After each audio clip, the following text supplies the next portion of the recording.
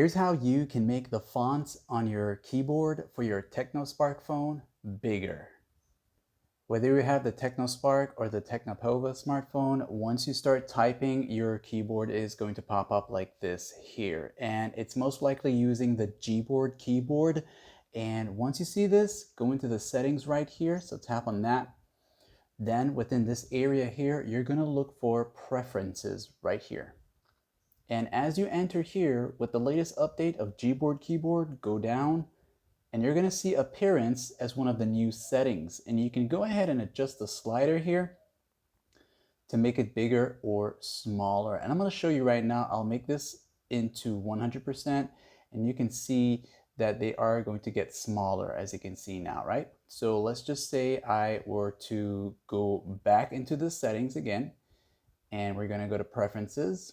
Then we're going to go back and make it much bigger. So we'll go over here. And now when I go back here, you're going to see that they got bigger, like and sub.